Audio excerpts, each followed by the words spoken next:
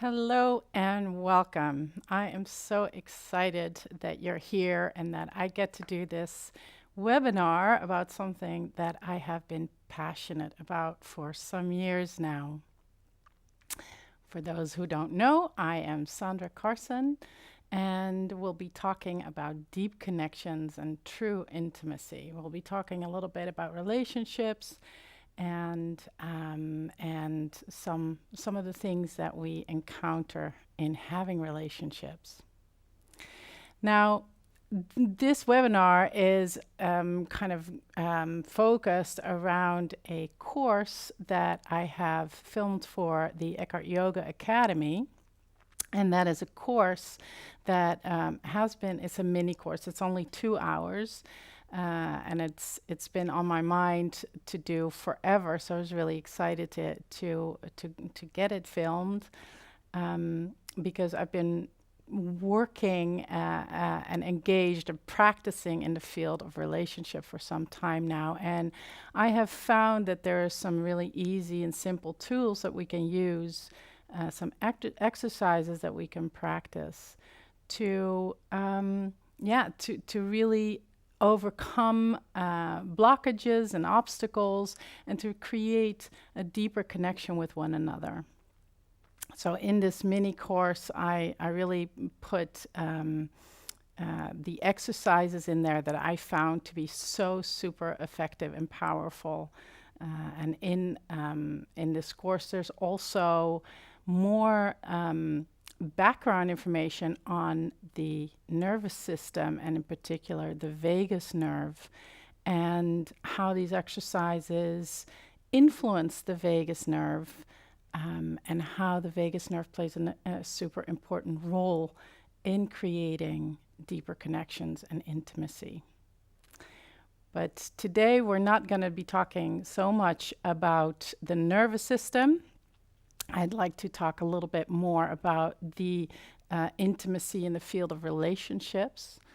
And I guess that's why you're here. You're interested in having good relationships, because otherwise you wouldn't have signed up for this webinar. And good relationships really mean intimacy, and good and true intimacy. And we all know that that's so healthy for our hearts, for our minds, and our bodies. And at the same time, they're super challenging. We all have relationships, maybe across the whole board of experiences, from really good, healthy, joyful, satisfying, and meaningful relationships to the more challenging ones, and relationships that are really difficult, are complex, and hard to maintain. And I'm certainly not exempt from that. I have some very challenging relationships in my life as well. And I have learned to start to integrate them into my own, like my personal growth, and even into a spiritual practice. And it can be so powerful. Not only for ourselves, but also for the people that we are in relationship with. So today I'm going to be talking about two kind of obstacles that are really big obstacles in creating intimacy in our relationships. But before we're going to do that, I'd like to start actually with an an exercise or an embodied experience of connection and intimacy. So we're going to do a very short meditation. So wherever you are, maybe if you're on a chair, then uncross your legs and arms and take your hands for a moment to your legs and close your eyes.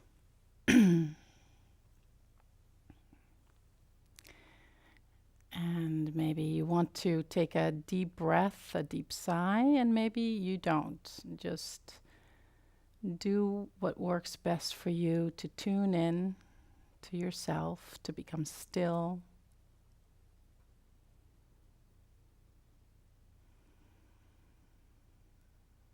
and bring in some softness into your posture, your face.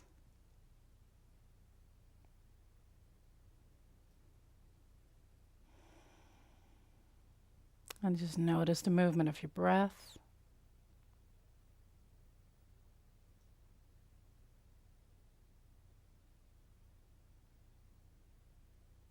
And then take one hand to your chest, to your heart, and just hold it there.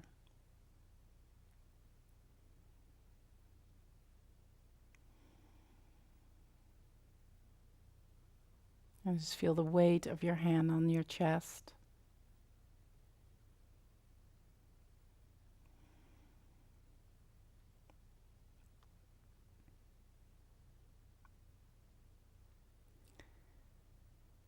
And the heart is the symbol for connection, for love, for relationships.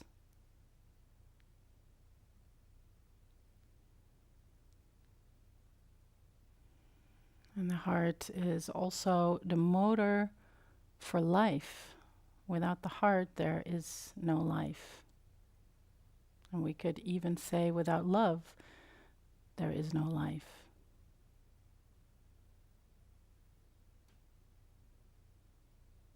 So just for a moment, tune into your own heartbeat.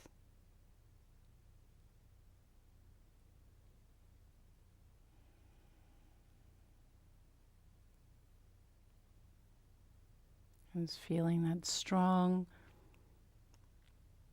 but also vulnerable pump, that motor in your body.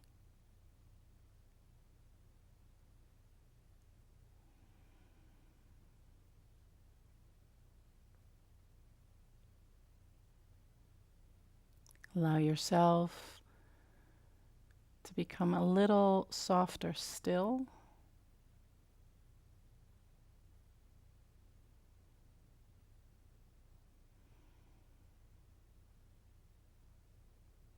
And notice what is there for you underneath your hand.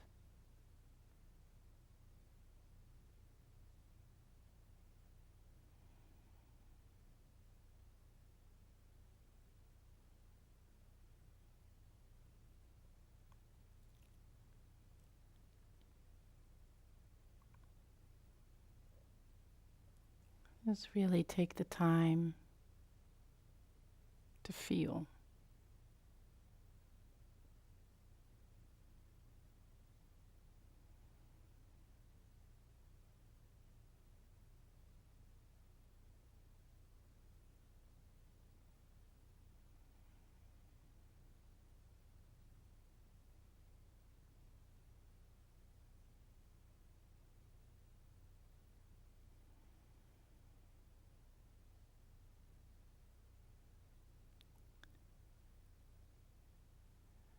And then make that experience that you're having right now, make that a little bit more conscious by either naming it or just really taking it in, how you're feeling right now.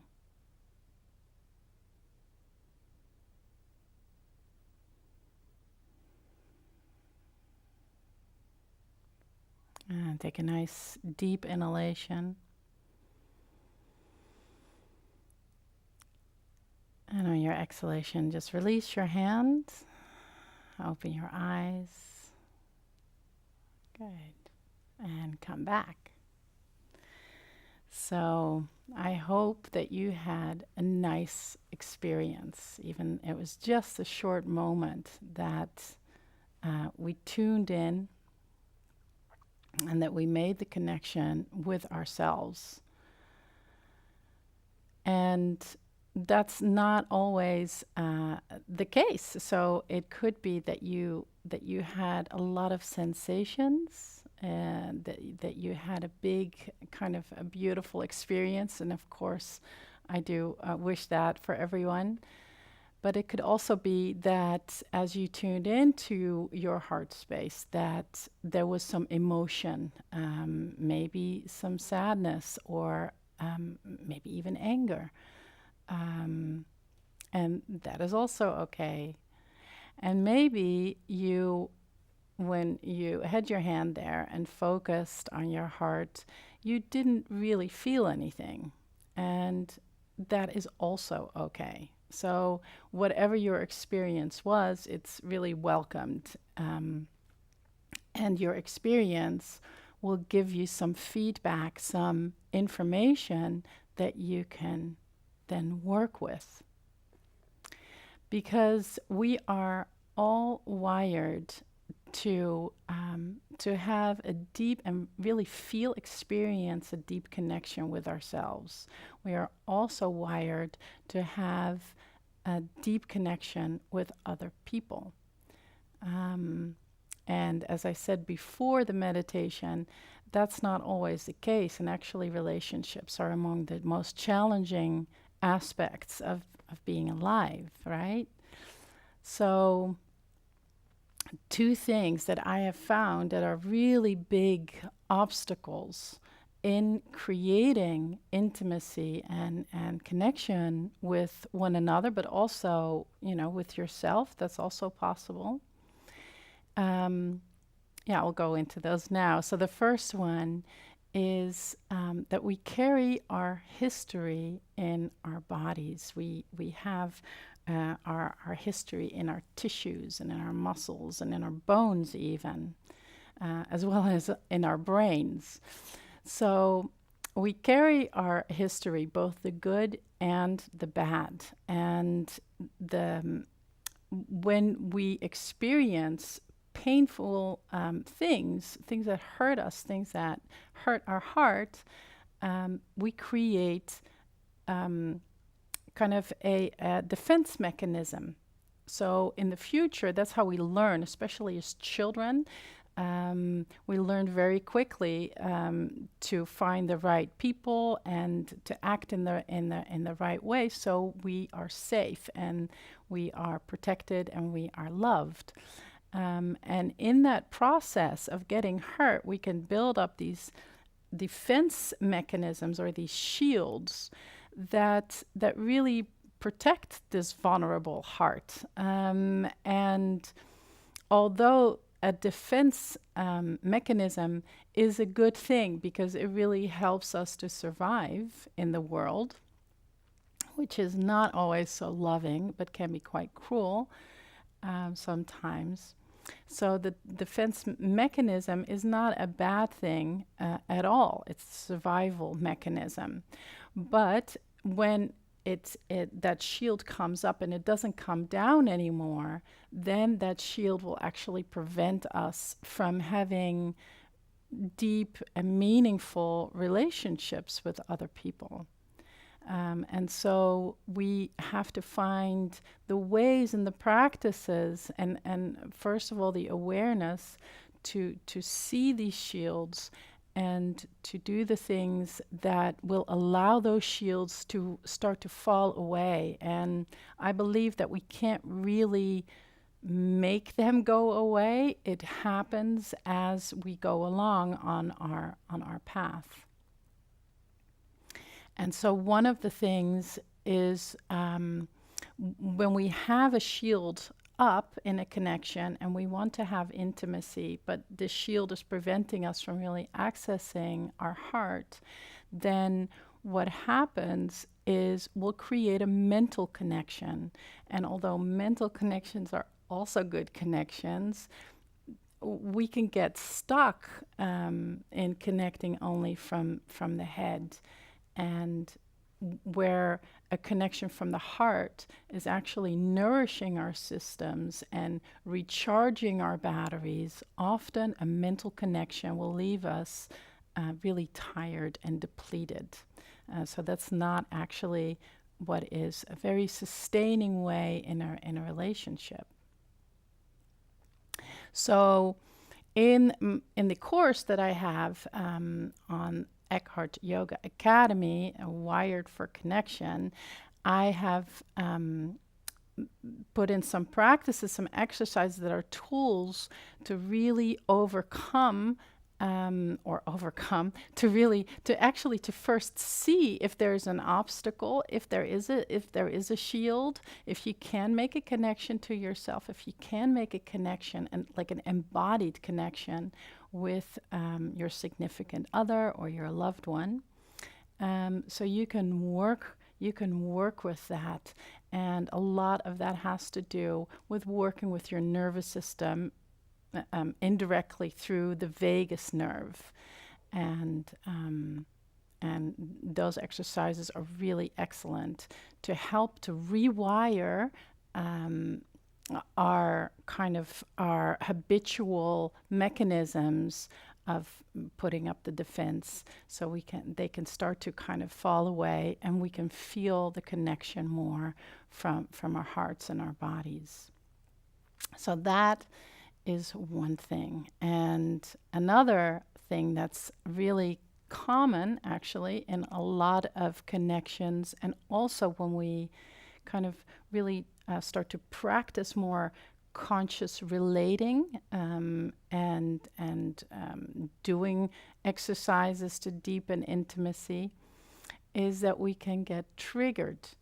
Now, what a trigger is it's like this really intense, very uncomfortable, reactive response from the body. It's kind of like this knee-jerk reaction. Something happens and boom, there's this. And maybe you recognize that in maybe some of your relationships where you feel that you might want to have a deeper connection.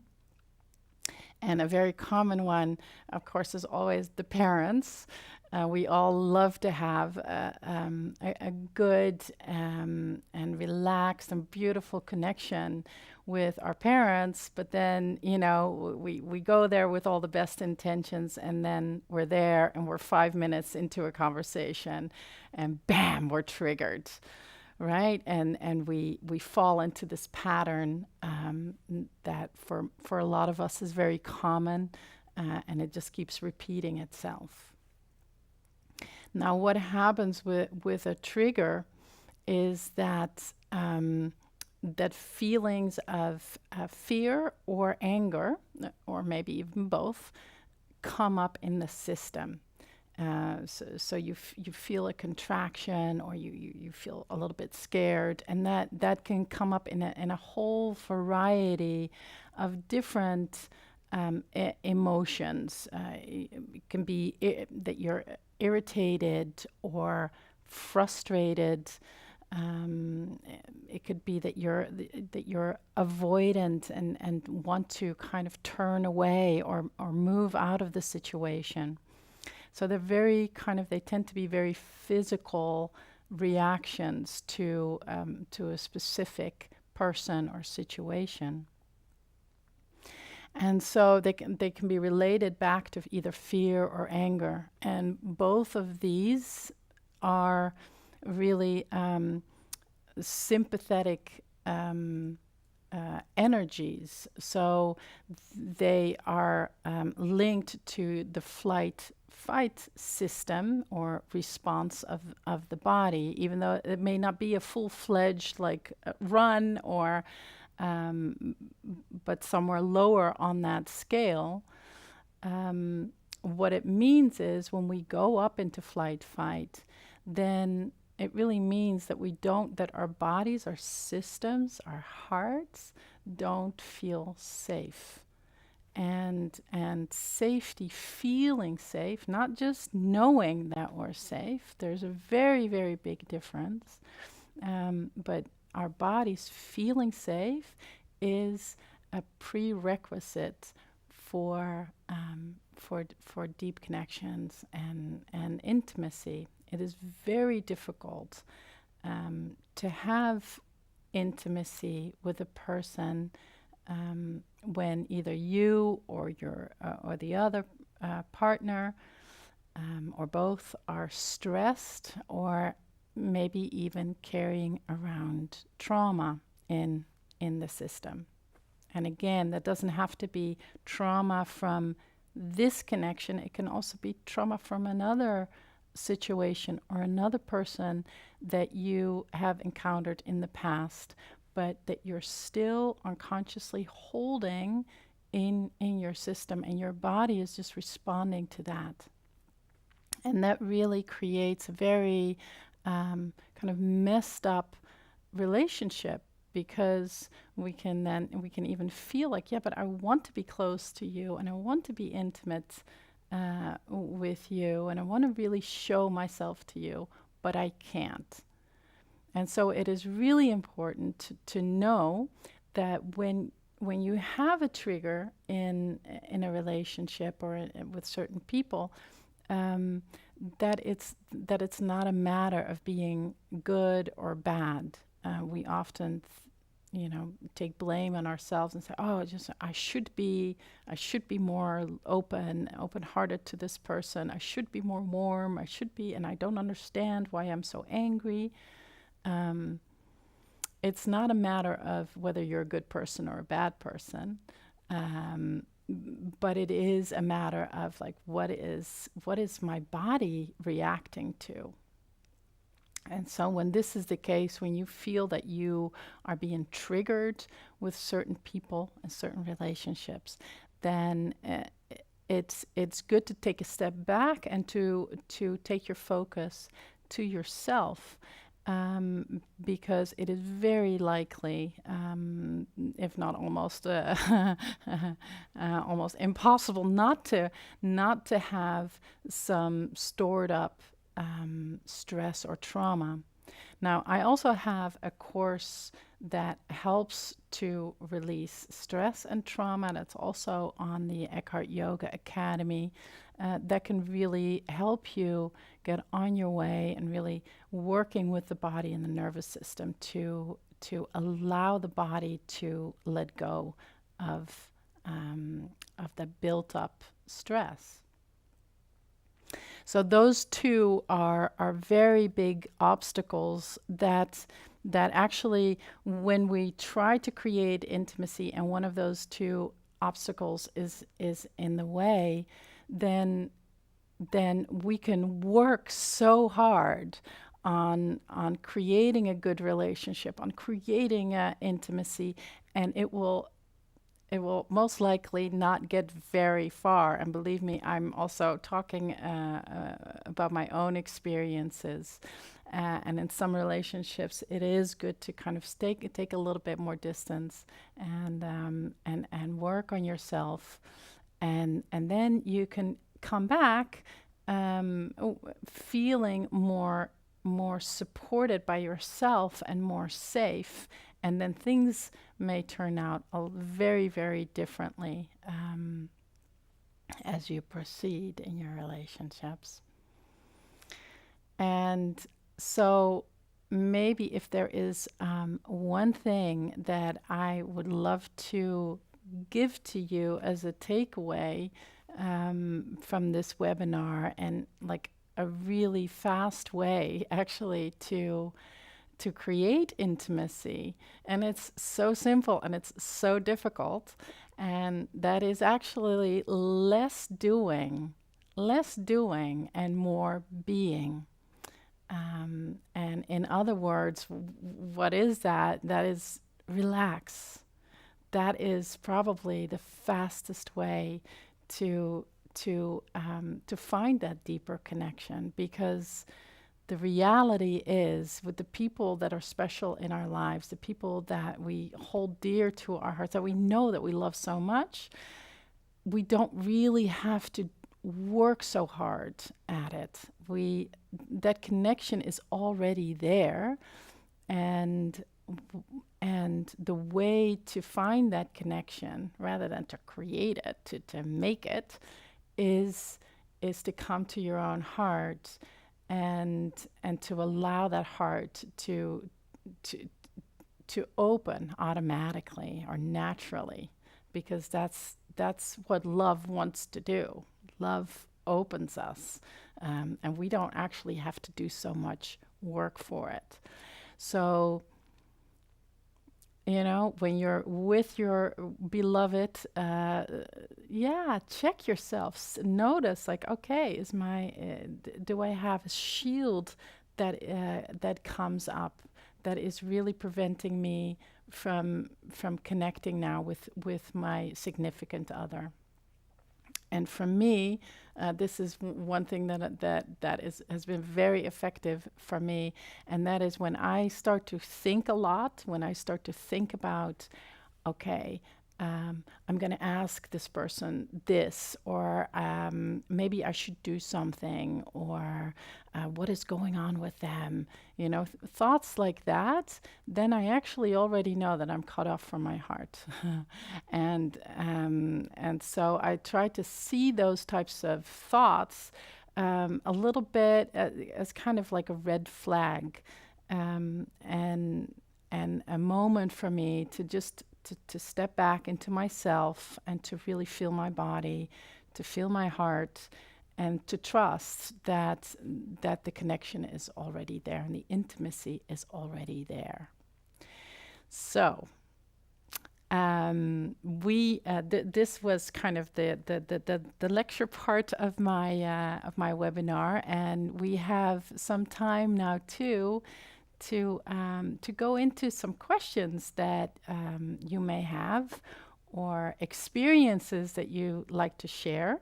And I'm going to put on my glasses and read on my laptop if you guys have some questions. So yeah, I'd love to hear also what you think of the things that I've said. Does that resonate with you? Do you feel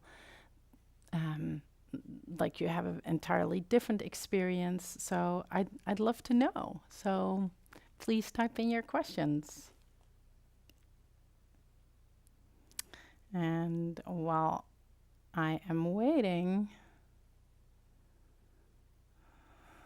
I'm gonna say hello to Susan in New Mexico. So happy that you're here. And Laya, so great to see you. And Mirto, and Kirsty. Yoga Vita with Danielle from Ireland. Hi. Oh, and Rosemary from Indiana. That's so great that you're also here. So I'm not seeing any questions popping up.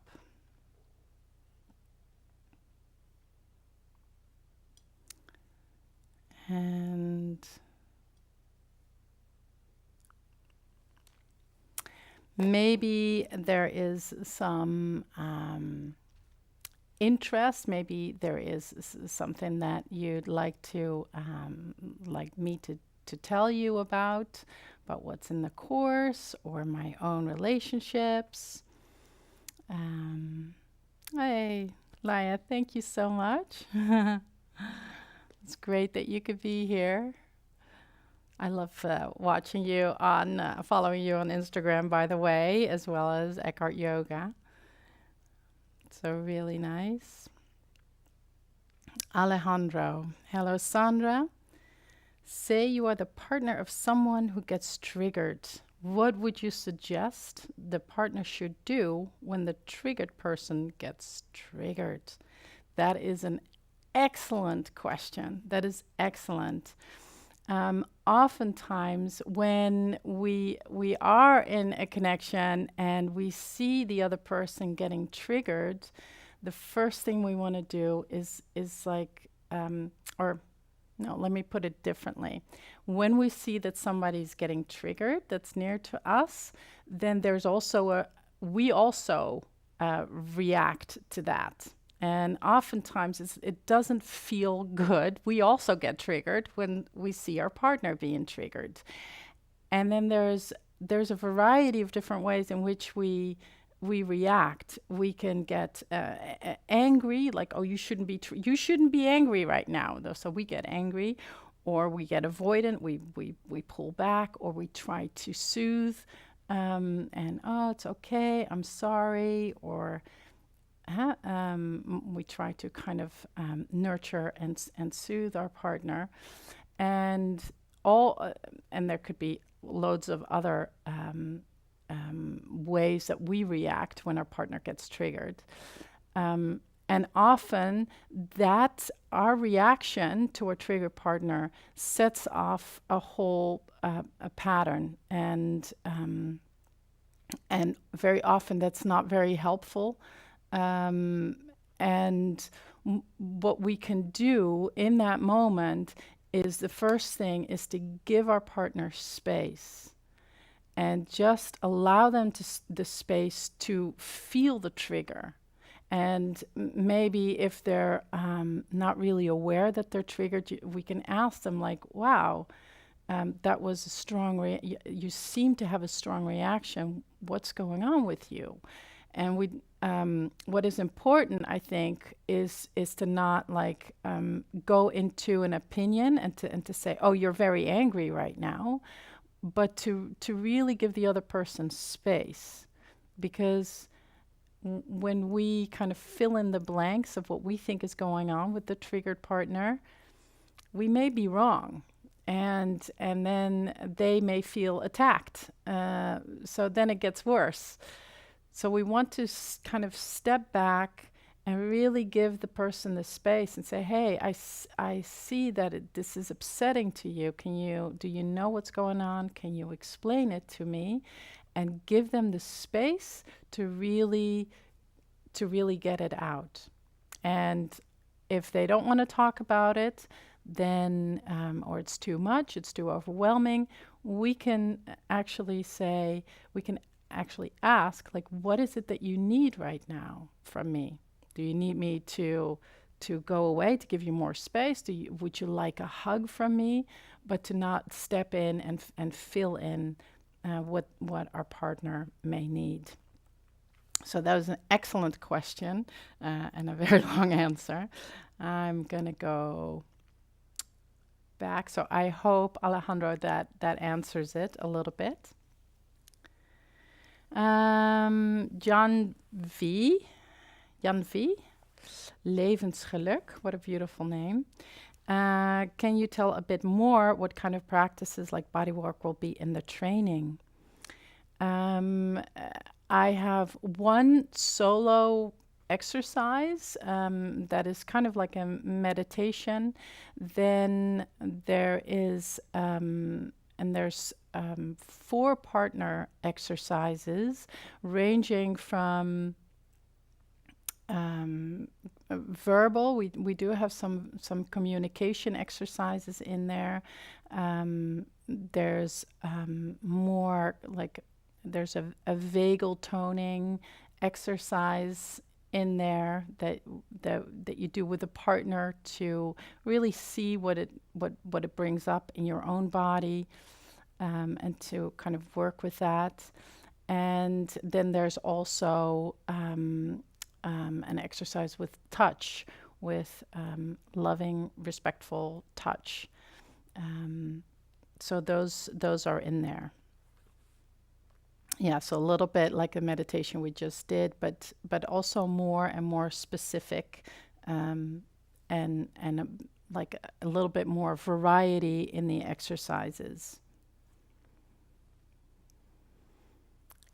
Suzanne is saying, hi Suzanne, curious about dealing with others' shields. Relationships are multi-personed.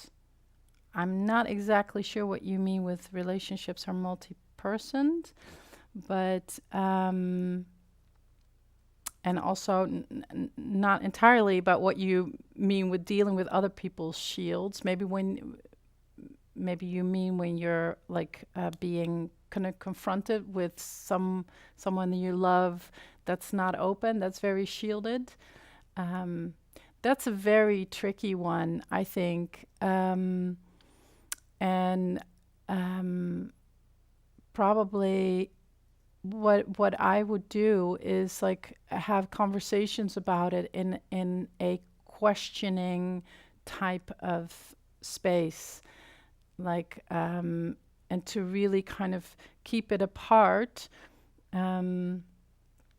there is a danger that when we become like more open and more aware of our own shields and our own patterns and triggers and all that good stuff, that we can also we'll start to feel other people much more clearly. And that's not always an easy thing. And especially if it's people that are close to us, that we hold dear, that we may bump up against their shields. Now, when that happens, it is so easy to fall into the trap of thinking that because we've done work on ourselves and we've learned a lot about ourselves, that we see what is actually going on with somebody else. And I'm still doing this. I'm still guilty of this, even though I'm aware of it. So it is a practice for me as well to step back again and give space and really talk from our own experience. Like, oh, this is how I feel, but what is going on with you? And trying to keep it very neutral and not filling in things. Like, because if we start to kind of say like, oh, but you're very shielded, then that's not an invitation for our partners or significant others to start opening up. It's actually, it can feel like an attack, and their shields will probably go up even more. So a big thing in working in relationships for me has been to really stay with myself and with my experience of my body, my heart, and my experience in relationship with the other person, and and to not try to get into their heads and into their hearts and see what's going on there. But yeah, that's very difficult. Okay. Thank you for sharing your wisdom. Well, you're very welcome. Could you reflect a bit upon women's expression of anger? How do we healthily express anger as women when we might have been schooled to suppress and be constructive? And this is from Nama03AD. Thank you so much. That is a beautiful and very current topic, I think. The world is really waking up. Women are waking up, and culturally, historically, women have been suppressed and are still being suppressed. And I can only share my point of view. I'm certainly not an expert on this topic. My point of view is my own experience and what I've seen in people close to me. And I think a lot of women have a lot of suppressed anger, and when that takes too long to come out, it will start to come out as toxicity. Passive aggressiveness, for example, hyper judgmental.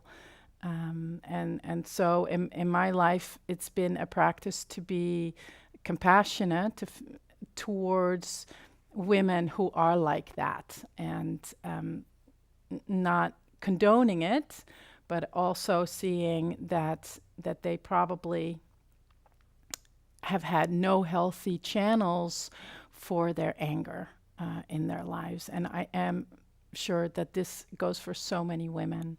So what are healthy ways to express anger for women? I have a very beautiful experience of that with and she's actually a colleague and a Buddhist in a yoga studio that I was teaching at. And there was an incident, and this colleague was so upset by it, and I was in her presence, and it was actually me that caused it, so that makes it even more personal. But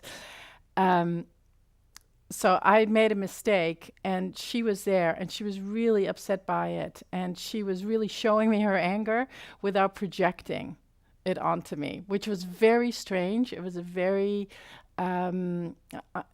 and it happened a long time ago, like 15 years ago or so. So, but it made such a deep impression on me because this woman was so able to allow her anger to come out without going, "You did this, you made me angry." She was just like, "I'm so angry, I'm so angry." And I think there's a lot for us there, is that the world, I think, is very scared. Very many people are scared of women's anger, and I think it is time that it comes out. And as it comes out, that we learn to express it in a way where we also take responsibility for it, because we don't want to be causing unnecessary violence or aggression against other people, if we can help it. I am more of a pacifist in that sense. So to really allow the feelings to come up, to allow the anger to come up, to allow it to move through us, and not project it onto a specific person. And that is a whole practice, and I have been practicing it. And to be honest, it is still a little bit scary, because I think instinctively a lot of women know, like, oh, I don't know if this is a safe space for me to be angry in. So yes, we have to really kind of take those things into account as well. Okay, Janvi Levensgeluk. So it's handy to do this training with another person, I understand. Yes, you can do this with another person. That would be best, actually, because there are some some partner exercises in there. However, if this person does not really want to do a structured course, you can take these exercises and just like kind of, implement them into your life. For example, there's an exercise on touch, and that's not necessarily only for, okay, when you're doing the exercise. It can be when you give somebody a massage, if you ever do that, or a back rub or something like that. And it can even be implemented just in your day-to-day life. How do we touch people when we touch them? So they are kind of like a little bit fluid in the sense that, yes, it'd be great if you have a partner. If you don't have a partner, then you can take these exercises and kind of implement them. So I hope that that answers your question. Let me go down. Nancy Gibson. Hi, Nancy. For highly sensitive people, shields are essential to survival, but are quite difficult to manage in intimate relationships. I struggle with this a lot, and I'm getting more sensitive as I get older. Yes, I feel you, and this is something that that is definitely a good point to make, and I really hope I brought that across as well. That a shield is not necessarily a bad thing. It's only unhelpful if it comes up with people that we are longing to connect to on a deeper level. As we get more desensitized, as we get more sensitive, as we become more open-hearted, and I certainly feel this in my life too.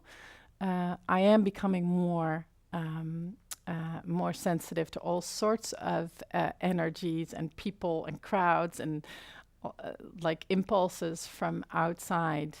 And in a way, I like to think of that not necessarily as a bad thing, but maybe a good thing, because it really has helped me in um, and stop to stop saying yes to, for example, events or or things that I used to say yes to and didn't really enjoy, like for example, big festivals, is just not a thing that it kind of is a little bit too much for me, and I can say no to that now because I feel it much more. So in that sense, becoming more sensitive is also or can be a really good navigator in life, and to really kind of be more conscious in choosing the things that are right for you, the events that are right for you, the people and the relationships that are right for you. But yes, everything comes in a lot more when those defense shields go down.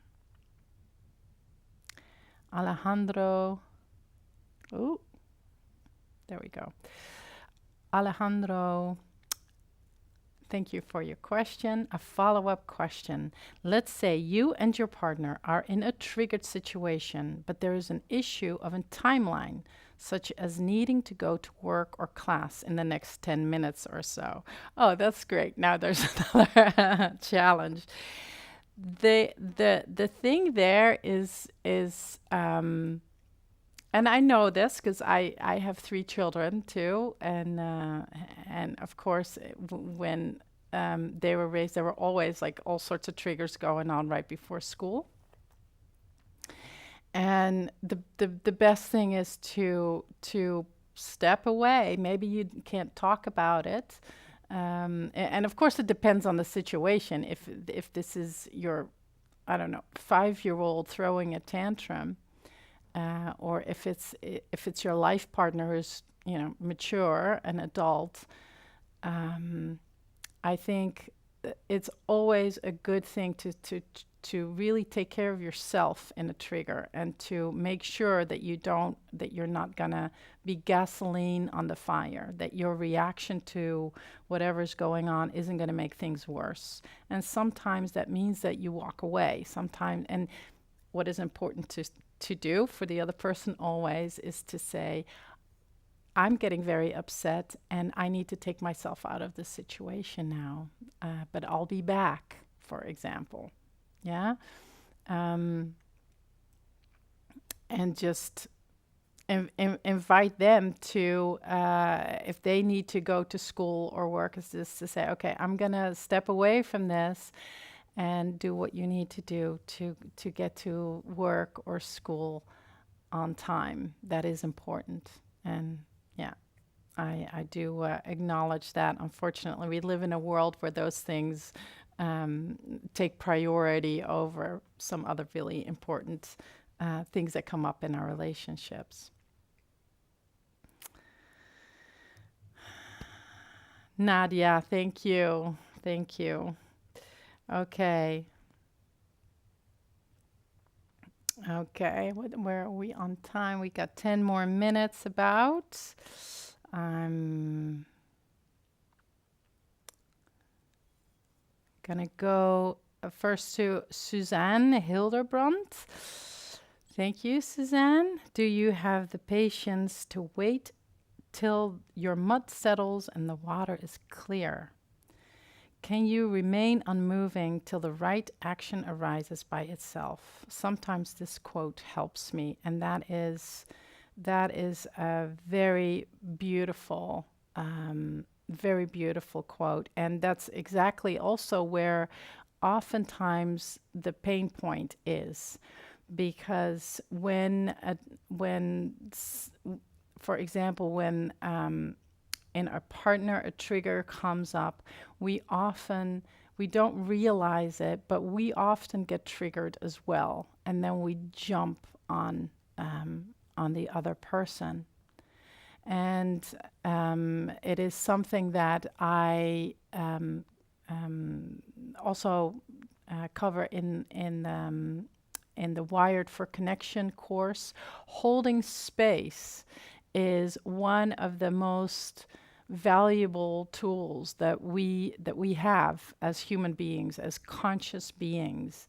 And of course, first of all, holding space for ourselves.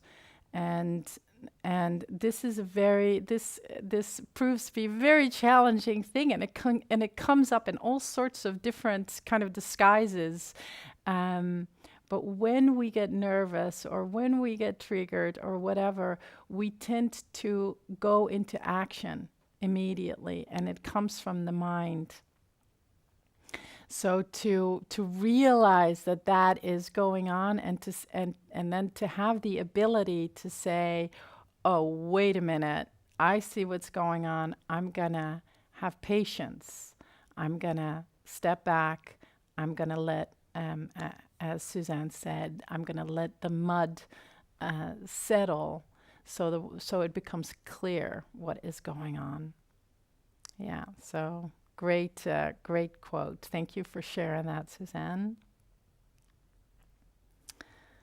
Okay. Alejandro has some more comments. I find that obviously there is not enough time to talk about the issue. But then we also carry the tension of the triggered situation throughout the rest of the day. Yes. Beautiful, beautiful observation. And I sometimes wonder, those triggers tend to come up when we don't have time, don't they? Or in a lot of circumstances, a lot of situations, like when we're just heading out the door and then that one thing happens, and then we don't have time to address it. One thing that I find very useful is when a trigger does come up, it's not the time to talk about it. It's time to take space, to make space for this trigger, and to let the energy come up and move out. Oftentimes when we get triggered and when we try to talk about it, we make things worse. We make things more complicated, and it becomes this argument of going back and forth. Yes, but you do this. Yes, but you do that. Or I'm right and you're wrong. And those kinds of situations are not diffusing the tension. They're actually building the tension up. So in very kind of simplistic terms, if one partner is triggered and the other partner sees, oh, that's them, they're triggered, there's something going on, I can be here and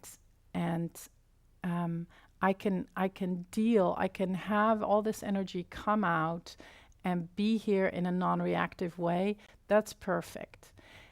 A lot of times it's like one person gets triggered and the other person gets triggered. If that is the case, then more often than not, it is better to separate for a moment and to tell each other, look, this is overwhelming for me.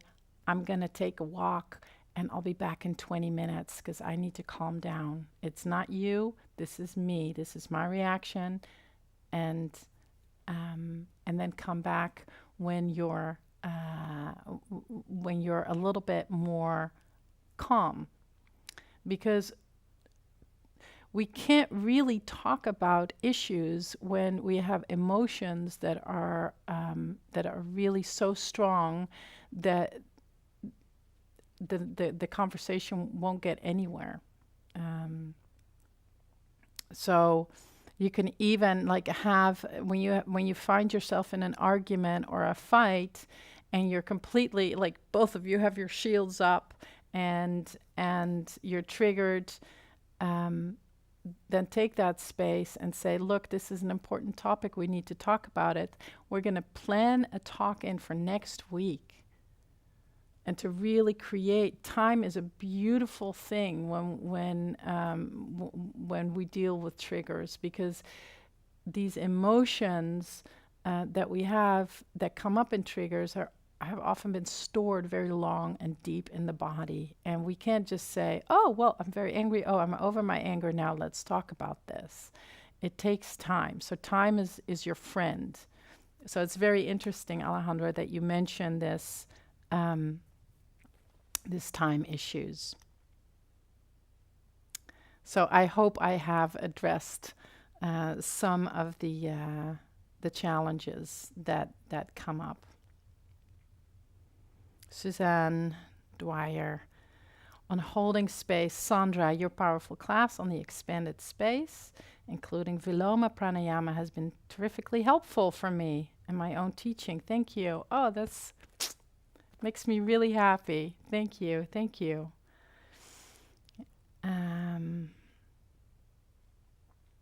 Okay, how to deal with a situation where I want to let a person in, my mom, yes, but I'm also afraid too.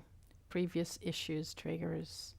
Yeah, that's a beautiful topic, and yeah, I've covered a lot of this in the previous questions as well. But if you feel that triggers come up very, very quickly and are very strong, it is good to focus your attention not on kind of healing those triggers in that particular relationship, because oftentimes it's that relationship with that person whom you could love and whom loves you very much, but that's not the place to heal that trigger often. Maybe sometimes it is, but it's better to take your attention elsewhere for a moment and really focus it on yourself.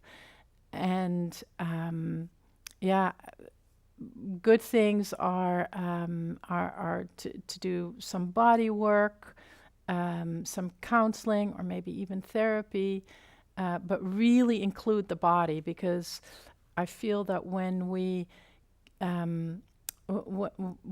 talking is very useful, can be very powerful, but it can also keep us in the same story when we keep repeating the same problems and the same challenges and the same triggers that we have, and talking about it often isn't going to resolve the trigger. And when we realize actually that those types of triggers and challenges are locked into our bodies and they are locked into our brains as well. And when we start to work with the body and the nervous system, then these triggers can start to dissolve, and new healthy neurological pathways in the brain can form, so you are actually then able to go back to your mom and let her in, but from an entirely different perspective. And yeah, I wish you well. It's those relationships are so worthwhile with our families, and can at the same time be so incredibly challenging, because they are some of the closest relationships that we have in our lives. So so I wish you well with that.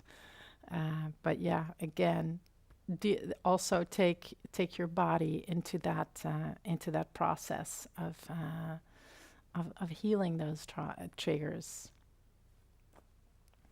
Okay, well, that was, I think, the end of the questions, at least so far.